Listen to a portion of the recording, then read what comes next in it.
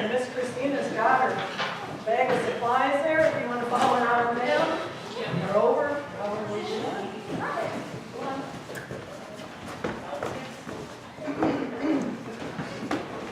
Come up this way, bud. Come on. You can do it. Go on, Ash. Are you ready? We'll wait for you, okay? Your mom will stay right there, okay? All right, we're talking about being real, and I'm always so pleased with how music fits. And I guess that's just that last song, Desperate, Are We Out for Jesus? Remember, that's like breathing. How much do we need air? You kind of need some air. And that's what that song's talking about. We need to be desperate for him just as much as we need air. There's a story. A lot of you are probably familiar with it. Actually, I didn't hear it till I was a mother, and then I got to read this story. It says, real isn't how you are made, said the skin horse. It's a thing that happens to you. When a child loves you for a long, long time, not to just play with, but really loves you, then you become real. Does it hurt? Asked the rabbit. Sometimes, said the skin horse, for he was always truthful. When you are real, you don't mind being hurt. Does it happen all at once, like being wound up, he asked, or a bit by bit? It doesn't happen all at once, said the skin horse. You become. It takes a long time. That's why it doesn't happen often to people who break easily, or have sharp edges, or who have to be carefully kept. Generally, by the time you are real, most of your hair has been lopped off, and your eyes drop out, and you get loose in the joints and very shabby. But these things don't matter at all, because once you are real, you can't be ugly, except to people who don't understand. That story is Velveteen Rabbit. And when I read it the first time, I don't think I even got through it all, because near the end it's kind of got a sad ending, sort of. But it's also a very happy ending. It's a Velveteen Rabbit. Well, I'm not going to do a spoiler alert. You just have to read it if you haven't read it. But he wants to be loved, and he wants to become real. And the horse's comment says, by the time you're real, most of your hair is lobbed off, and your eyes drop out, and you're really shabby and loose. And some of us, if we're being honest, would say that we feel real all the time. We're feeling more real as we get older. Everything's getting shabby and worn out and a little loose and shabby all these days. But here at South Troy, we're going to address the last core value of our 4 core values, to be real. Relevancy. We started with the cross. Remember, the main thing is the main thing. Jesus Christ, the gospel, the Great Commission. Go into all the world and make disciples. That's what we are called to do. That's the main thing. And our, what do we call it? Mission statement says to know, go, show, and grow. And go at the end. So that we go with Jesus' love, that we are to reach our communities. That is the main thing, keeping Jesus Christ at the center. Our commitment to families and children is one of our core values. And our commitment to our community. We are here to serve, not to just be a church on the hillside. We are to be the church every single day, wherever we are, reaching people for Jesus Christ. And today is to be real. So what does it mean to be real? Relevant. Relevant means appropriate to the current time period or circumstances of contemporary interest. So we are to be appropriate to the current time. We are to be aware of our culture, the people around us, our communities, the circumstances of those around us, and interests in our culture. That's a lot. So we want to believe, so as we look at this, this means we don't put off a false picture of who we are or what we believe.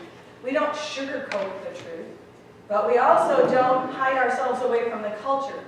We become a voice of kindness, a voice of truth, a voice of love to the culture and people around us. We become real to those who we come across. We get worn out serving. We get shabby. And our eyes pop out, and we lose our shine on the outside. But on the inside, we're not losing that light of Jesus Christ. We love people like Jesus did. Jesus said he didn't come for the righteous, but he came for sinners.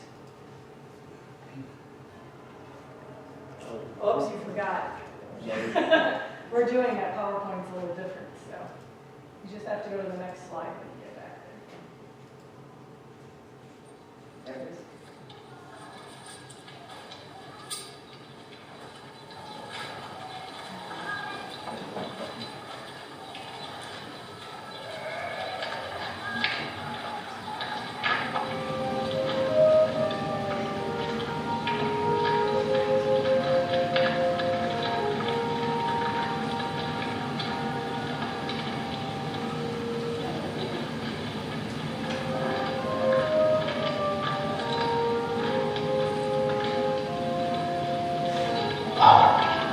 He told them.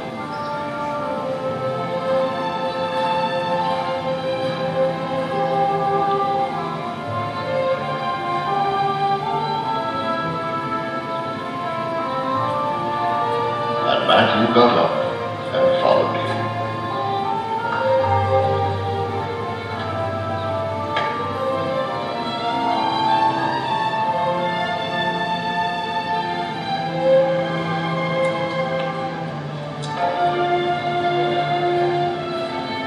While Jesus was having dinner at Matthew's house, many tax collectors and sinners came and ate with him and his disciples. When the Pharisees saw this, they asked his disciples, "Why does your teacher eat with tax collectors and sinners?" On hearing this, Jesus said, "It is not the healthy who need a doctor, but the sick."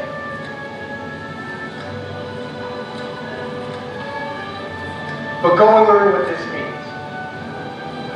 I desire mercy, not sacrifice. For I have not come to call the righteous, but sinners. I'd like us to read along in Mark. That was Matthew's version, and it's Mark chapter 2, 13 to 17, and it will be up on the screen as we go. But that was Matthew, and when he was, how his perception. Now this is how Peter told Mark. He says that Jesus went out to the lake shore again and taught the crowds that were coming to him. And as he walked along, he saw Levi, son of Alphaeus, sitting at a tax collector's booth. "Follow me and be my disciple," Jesus said to him. So Levi got up and followed him. Later, Levi invited Jesus and his disciples to his home as dinner guests, along with many tax collectors and other disreputable sinners. There were many people of this kind among Jesus' followers. But when the teachers of the religious law who were Pharisees saw him eating with tax collectors and other sinners, they asked his disciples, "Why does he eat with such scum?" When Jesus heard this, he told them, "Healthy people don't need a doctor, sick people do. I have come to call not those who think they are righteous, but those who know they are sinners." That passage begins with Jesus. He was teaching the crowds. And he's down by the lake shore, and people were coming to him. They followed him everywhere. In fact, one time he got out of his boat, they had went across the lake to get some privacy. And when he got out of the boat, they were already there. I don't know, they didn't go very far across the lake. But every time he wanted to get away, Jesus ended up teaching more, and he loved people. And he didn't count it as a terrible thing. You could just sense his weariness at times. So the only way he really ever got alone with God or got some rest was to get up before everybody else and hike. And some of you that have ever been in a busy season of life can understand that. You sometimes just have to take another hour someplace and hope you don't need sleep and just get some time alone. That's what Jesus was. He was out there and he's here with these. And I don't know what caught him as he was walking along the lake shore, but he saw Matthew at a tax collector's booth. Now, tax collectors were they were scum, in fact, just like the Pharisees thought. Because a tax collector is somebody that takes your money, and he's a Jewish person. He isn't a Roman. He's working for the Romans, and he's taking your money, and he's taking your taxes. And actually, for tax collectors to get their income, their commission, they would raise your taxes. So they would take a little bit more, depending on the tax collector. Sometimes I suppose they really fleeced them. Hopefully Matthew wasn't of that type. But yeah, he was sitting there, and that's what people, how many of you would say IRS in a nice friendly phrase? Listen, yeah, sorry. So that's what it would be, the same thing, except even worse, because these guys were crooks. So here's Matthew, and Jesus sees him, and he looks at him, and he says, "Come, follow me." Now, we don't know what Jesus saw in Matthew. We don't know how Matthew communicated that to him, but Jesus knew his heart. And he said, come follow me. And Matthew got up and he left. He left everything. He left his living all aside, and he followed Jesus. Jesus saw a heart that was open towards the truth. You know, in a lot of ways, Matthew and Jesus had a lot in common. Jesus wasn't very well liked either by the upper class. Jesus was held in disregard from the Pharisees and the religious people. I mean, Jesus was loved by the poor people, but for others, not so much. And so Jesus and him had some stuff already going on. So that's a tall order for Matthew. He was getting rich, and now he's supposed to leave everything behind and follow a basically homeless itinerant preacher. Just go follow this guy. Matthew dropped everything and he did that. And that's pretty cool. And we could stop right there saying, wow, that's pretty amazing. But then Matthew, he was so excited. He wanted to invite all of his friends to see Jesus too, so he planned a party. And remember, he's a tax collector. He could throw a nice party. They had food, I don't know what they all had, but I'm sure it was a big event because he wanted all of his friends to come. So all the other tax collectors and those other people they hung out with would come to his party. And so here they all come together. And he invited all his friends and their families, all the outcasts of society were there together. Pretty big deal. Jesus came. He didn't condemn anyone. He didn't think he was better than they are. He didn't say, I'll stay outside and you just introduce them to me one at a time. He went to the party. He was an honored guest and he enjoyed himself. He came to meet Matthew's friend and he introduced himself and he had fun. In fact, he was having so much fun that at times the Pharisees condemned him of being a drunk because he hung around with people that drank too much. They condemned him for being a glutton because he hung around with people that ate too much. I mean, they associated him with these people so much that they assumed that he did those same things. And so he was being looked down upon by the Pharisees. They were offended. And we can't be super hard on these religious people sometimes. Gary and I have been reading through Leviticus. There was a lot of rules.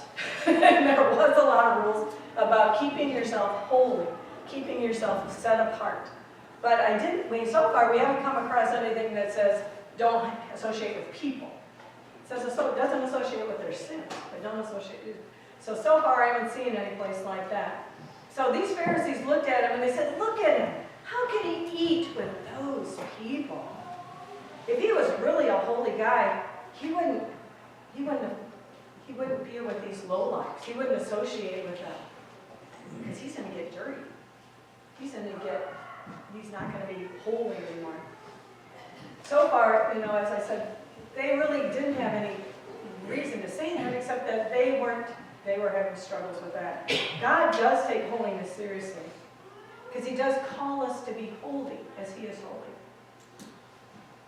Unfortunately, the religious leaders of the day had taken the rules of holiness to an unhealthy place. They had made so many rules that the heart of the gospel had gotten lost. Jesus wanted to awaken the true gospel to the people around him. Jesus was ministering and reaching people that had hearts that were open and ready. And there were those that recognized that they were sinners. And we truly can't receive Christ into our lives if we don't believe and recognize our own sinfulness. We don't have a Savior if we've never sinned because we don't need a Savior if we haven't sinned. But Romans 3:23 says, all have sinned and fallen short of the glory of God. That's all. All is inclusive. It's everybody. When we are honest with ourselves, we know we've all done wrong one time or another. We all are born with that intuitive nudging that knows when something is right or wrong. The minute you the minute you give one thing to your child and the other one doesn't get it, what are they going to say? That's not fair. Good. That's not fair. So you know right away when something's not right. You don't have to have somebody teach that to you, because God put that inside of us. So we all know when something's and an amoral person can't discern right from wrong, but even Adam and Eve, from the very first time they took a bite of that fruit in the garden, they felt shame. They knew they had done wrong, and all humankind since then has had that nudge that tells us that we're supposed to be good and nice instead of being wrong and mean. And it's wrong to steal and kill, and it's good to help and be kind, right? We all know those things. The religious leaders of Jesus' day had lost sight of the real thing. That love is more important than the rules to live by. Love is loving people right where they are, sins and all. Jesus loved tax collectors. Jesus loved prostitutes. He loved the criminal on the cross. He loved the disciples that betrayed him. He loved the world. There was no exclusions to that statement. Being relevant to our community and to our world is just that, loving people where they are. That means we love the sinners as well as the righteous. When people come here to church, they don't have to be fixed to come through the door. They don't have to be cleaned up.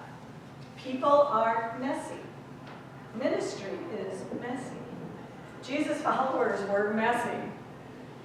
Jesus was accused of being a drunk because he hung around people, like I said, that had drank too much. He was accused of being a glutton when he hung around people that overate. When we mingle with the world, we will be hated by the Pharisees of our time too. There will be Christians, and I'm going to put that up here, that think we shouldn't be where we are or hanging out with the kind of people that we're hanging out with. How ridiculous. That makes me angry, which I can have righteous anger. There's nothing wrong with that. That makes me angry when people do that because it's wrong. Because for one thing, they often have forgotten where they came from. Often those same people were just like that before they became Christians, before they became believers. We are all born in sin, like Eric reminded of us in that song, that we all are born that way. And we can't be accusing others and just judging where they are or where they shouldn't be. They forgot that Jesus came to the lowest of mankind to save the lost. Not to save the 99 that are fine and in their little cluster, but to go and find that one that got away. Jesus was relevant. He knew what was going on and he knew the people. He was among the common people so that he could hear their concerns and give them hope. He didn't sit in a classroom. He was on the hillside. He didn't only preach from a pulpit. He went out and he served alongside his disciples. He fed the masses. He broke bread with them. He sat down with them. He gave them food. He healed the physical as well as spiritual needs. He took care of the most immediate need. And then, like for the paralytic that came with his 4 friends, well, they brought him and because he couldn't get there by himself. And they laid the paralytic down in front of Jesus. And we all know what he was supposed to do right away, right? He was supposed to heal the guy. But first, Jesus said, your sins are forgiven. He addressed the most important thing first. And then he said, to prove that he could forgive sins, he said, stand up, take your mat, and go home. And he did. Jesus took care of those, the physical as well as the spiritual. The paralytic, he said, your sins are forgiven. Jesus' ministry was comprehensive. He took care of the whole person, not just bits and pieces. Together with preaching the gospel, he interacted with his community, and he lived and worked among the people. The Bible makes a point of emphasizing that Jesus didn't shy away from interaction with people. Like I said, he hung around with tax collectors, Matthew and all of his friends. He hung around with prostitutes, and lepers, fishermen, children, temple leaders. The church from the time of Acts has been having the same calling to serve the least of these, to minister and to provide help when needed and live out the gospel to all people. William Booth, the founder of the Salvation Army, he said their approach was 3 S's. Best expressed in what the Army said were the down and outs. First was soup, second was soap, and the third was salvation. That order, soup, soap, and salvation. Because they said people can't listen to the gospel until if their stomachs are hungry, it's very hard to listen. They needed to have food. They needed to get cleaned up, sometimes physically, sometimes in other ways. And then they needed to hear the gospel. And they went out to the least of these all throughout England and in that part of the country. Our heritage as Wesleyans also is inspired by those same biblical truths. Because of his strong belief in the gospel, Wesley was led to develop a school for orphans, job programs, medical assistance for the poor, efforts to reform the inhumane prisons, and arguments for the abolition of slavery. Confidence in the Bible is the only and sufficient rule for Christian faith and practice. Those are Wesley's words. Remains a hallmark of the Wesleyan Church. It was in 1843 that our leaders organized to address social issues through the Wesleyan Methodist Connection of America. Wesleyans were one of the first denominations in America to ordain women, and were at the forefront of giving laity significant roles in the church leadership. The movement spread like wildfire as passionate Wesleyans began to radically apply their faith to every area of their life and communities, leading to reformations in education, culture, and governments. Wesleyan groups in both England and North America openly opposed slavery, called for women's rights, and stood up against child labor atrocities. That distinct call to holiness and witness bound Wesleyans together as a diverse family of multiple nationalities, races, languages, and cultures. Members of the Wesleyan Church continue to be catalysts for individual and social transformations. When we look at the ministry of Jesus, we see his love across nationality, across genders, across all human lines of his time. The Apostle Paul's philosophy was that as well. And we're going to look at 1 Corinthians 9:19-23. It says, even though I am a free man, Paul said, with no master, I have become a slave to all people to bring many to Christ. When I was with the Jews, I lived like a Jew to bring the Jews to Christ. When I was with those who follow the Jewish law, I too lived under the law, even though I am not subject to the law. I did this so I could bring to Christ those who are under the law. When I am with the Gentiles who do not follow the Jewish law, I too live apart from the law so I can bring them to Christ. But I do not ignore the law of God. I obey the law of Christ. When I am with those who are weak, I share their weakness, for I want to bring the weak to Christ. Yes, I try to find common ground with everyone, doing everything I can to save some. I do everything to spread the good news and share in its blessings. So look at those last two verses again. He said, I try to find common ground with everyone, doing everything I can to save some. Then he said, I do everything to spread the good news and share in its blessings. Sounds like he has a one-track mind, doesn't it? He did everything, but he tried to find common ground with everyone. Paul said he worked to find that. We can all do that. We can find common ground with the people around us. But to do that, we got to get out of our comfort zones. We can't just stay home or at work. We've got to get out. We've got to stretch ourselves. We can't only talk about Christ at church. We can't only feed our own church families and our own families. We must be out serving in our communities. We must stretch out our hands and our hearts and serve and love others, even those that are different than we are. Jesus didn't shy away from those that we would think hopeless, that the community around him thought were hopeless, beyond hope. Instead, he looks like he sought them out. He seemed like he always went for them. As he sat with Matthew's friends, he didn't alienate himself. He ate the food and he shared the laughs like he was a real person. I get told that every once in a while too, and sometimes I don't know if I'm supposed to take it as a compliment or not. Especially a lot of the guys I play ball with, since none of them are here, I can say it better. They'll go up to me, you don't even act like a pastor. I thought, okay, what does that mean? But they go, you're real, you're normal. And I thought, okay, thank you. Because it's so funny, because when they forget themselves, sometimes there's a lot of blue language or those little things would be coming out. But, they'll come up to me and apologize, and I think, well, I'm a female. I mean, you're not supposed to say that anyway, regardless of who I am. But, it's kind of cool that they don't think I'm putting on airs. I mean, it's not like, I play ball. I don't come there to preach at them. But I want them to see that we're normal. I've had some of our other older people, that's what they said too. They feel like they can open up because I'm like them. I'm one of them. And I am. I hope I am. And that's what we want to be. We all need to be that. That's the way Jesus was. He didn't think he was better than they were, even though he was God. He could have put on airs. He didn't. Jesus had become man. He was 100% man, 100% human. And he remained God 100%. He was able to come alongside the hurting and give them hope.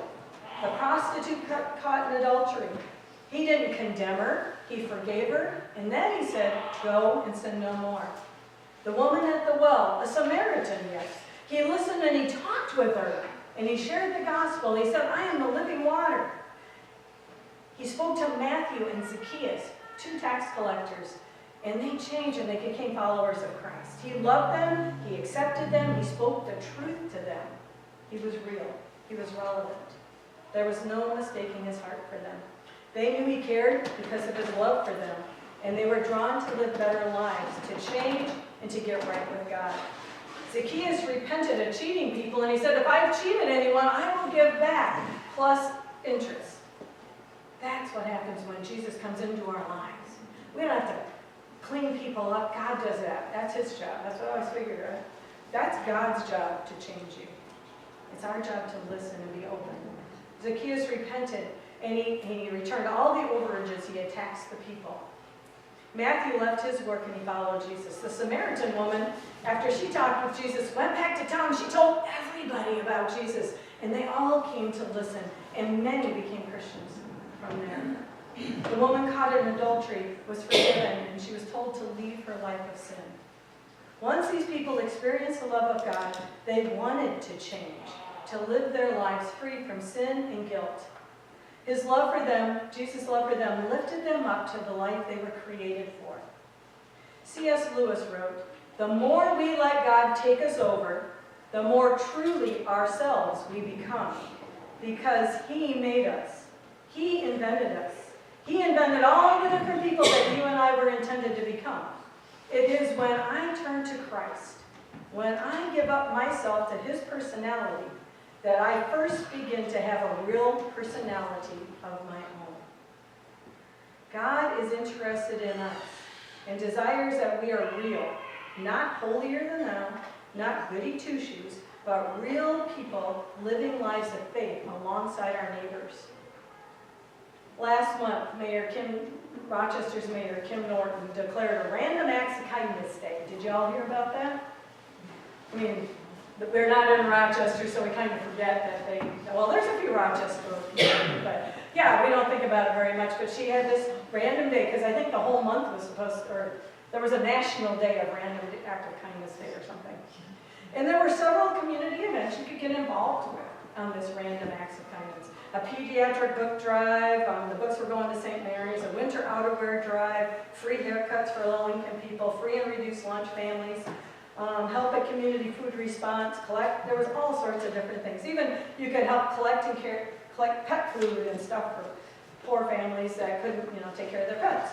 There was, that was what you could do. And lastly, there was a radical kindness art display, which you can still see. It's at the castle downtown. It is nice, and it is nice to have a day set aside to remind us to have a random act, to do a random act of kindness. But wouldn't it be better to do that every single day? That those weren't random acts, that they were just normal acts? And there's things that we can do. To become educated about our communities, we need to find out what their needs are. If you live in Zumbro Falls and Hammond in this area, there are needs here that are different than those in Rochester. There are needs here that are different in Plainview than Elgin. But we need to find out what our community's needs are. We need to find out how we can get involved. Look at the needs. Dorothy Day House is a homeless shelter. And Salvation Army, they have the warming thing, especially like tonight again, it'll be open because anytime the temperature drops below 0, I think, they open it up for people that need a place to sleep at night because it's really cold outside. So they need help. They need help with food, they need help with blankets, they need help for overnight stays out there. The federal prison, they need people to visit and do other things there. The needs of our neighbors. Many of you lived that out. Last weekend, I've heard there's people here that have had put up people that got stranded just in this area. There was a few boys that I heard that were down at Sean's house that he got to pick up. I know Alicia said she had 8 people at her house, Alicia Michael on this side. And so people got stranded last weekend. And you stepped up and you did your part. That's what you're supposed to do. And that's what we were called to do. That's being real. Paying attention to the needs around us. So it's time to be real for us. One of the things you can do is visit a shut-in. Check on your elderly neighbors. They get lonesome, especially when the snow's piled up so high. They can't get out. They're just stranded, basically. As a church, we visit a number of them. We do our May Day. We don't do it on the kids. We do it on the elderly in our community, and we go and visit them around May Day. usually the Saturday around there. And we go and visit and bring them a May basket. And that's kind of fun, because they get lonesome and they love to see kids. I know so that's something we can do. You can visit at a nursing home. They love visits. I was just there the other day. People just really need people. Adopt a grandparent. If you don't have grandparents close by, that's a great place to find someone. Help someone with transportation. Hiawatha Land Transportation has opportunities to serve, and they'll get you connected to help pick people up that don't have cars and get them rides into town or get them rides to the grocery store, to the doctor. I have the number for them downstairs on the bulletin board. Volunteer at a food shop. And here we have one real close. So, and so you can help clients, you can help, raise funds. There's all sorts of things you can do to make a difference that way. And you can clean and stock and all that stuff. Volunteer at the Salvation Army or Dorothy Day House, Ronald McDonald House. There are many ways to get involved and to make a difference. Help someone weed their flowers in garden in a few months. But get out and help somebody that can't get down on their knees anymore and help them with that. Or babysit for a single mom for free. Be part of our block party this summer at Hammond. Be a part of the Vacation Bible Schools and minister to children in the community. There are many ways to get involved. Being real means we need to know our communities and the issues that they're a part of. This is by no means an exhaustive list. Just go down to the neighborhood cafe or the bar and grill and keep your ears open. You'll hear stuff. You will find out stuff where you can get to know the neighborhood and what their needs are. Listen for opportunities to help make a difference. I came across one recently that I got an email for. I don't know, any of you are familiar with a group called Teen Serve. I wasn't either, never heard of it before. But it's kind of like group work camps, which I am familiar with, where they get groups all over the country, young people, usually youth groups, and they'll go to different areas of the community, and they'll fix on houses and fix things and do that kind of work. Well, Teen Serve is coming to Pine Island, Minnesota this summer. And so we're not joining them as a youth group because frankly, they cost an awful lot. And our teams want to go somewhere else. They don't want to go as close to home as that. But they're looking for homes to do. They said they have 180 people already signed up for this camp. But they need people's homes to work on. So if you know somebody that is especially elderly and they can't do it themselves anymore, or really on tough times, I have some information and I have the papers where they get the number and fill out an application, and it is free for them. They put in absolutely no money to do it, but it's a time where the kids come and work on their homes. And they said, what we can do as a group, especially our youth group or people at our church, we can help. There's a few things that we can do as well. After they leave, they might not get all the projects completed, and they might need groups to finish some of that stuff. But I know we've done it at group work camps where Gary had a group of young people and they tarred roofs. They tarred a roof. And the girls also tarred themselves because he told them not to do it. So they did. And so here they are scraping the tar off with gas and then with the hoses and cold water because we had no hot water where we were. But they finally looked normal again. But it stretched him, but it also stretches them. And my group, we painted a 2-story house and tiled the floor because we had a pretty good sized group. So, there's all sorts of things you can do. And that was one of the things, and I've done a few families and a few homes that possibly could benefit. But if you know somebody, I'll make sure I get you that and you can tell them about it and have them sign up and see if they qualify. But I thought that's an exciting way to get involved. During the summer, Camp Victory needs volunteers. Our own campground needs volunteers. And the backpack program, there's 4-H, so much, so many ways we can help. We can be resources to the world around us. There's a blog, and I put it in your bulletin. It's www.randomactsofkindness.org. There's 50 suggestions on there. So you can look that up, and there's 50 ideas. South Troy wants to be real. We know that while we have this beautiful facility with a beautiful kitchen and the bathrooms, but we want to continue to become real. What did it say about getting real? It's going to get worn. There will be things in the wall. There will be paint. And there will be stuff that happens, especially when we're working with people. Our building can't only be a treasure. It has to be a tool to reach people for Jesus Christ. We must become real, and like the worn-out Rocky chorus said, generally, by the time you are real, most of your hair has been loved off, and your eyes drop out, and you get loose in the joints, and you're very shabby. But this doesn't matter at all, because once you are real, you can't be ugly except to people who don't understand. Now Jesus understands. Being real is a core value because we want to be like Jesus, and we want to love people just like He did. We want to be real enough when they see us that they only see Jesus. Being real mattered to our Savior, and it must matter to us. Dear Father, as we go our ways today, I pray that you will help all of us to be more mindful of what it means to be real, to think of things, to want to be a part of our community around us, to get out of our comfort zones, to truly stretch, to hear what you would have us to do. Jesus, you got off the boat, and even though you were tired and you were busy and overwhelmed at times, you looked out and you had compassion on the people because they were like sheep without a shepherd. Father, you said to go feed them sheep. Help us to be that. Help us to feed those sheep, to be you to the world around us. Help us to be so real that they see we follow. Thank you. In your name we pray. Amen. Would you please stand as we all sing the last song today?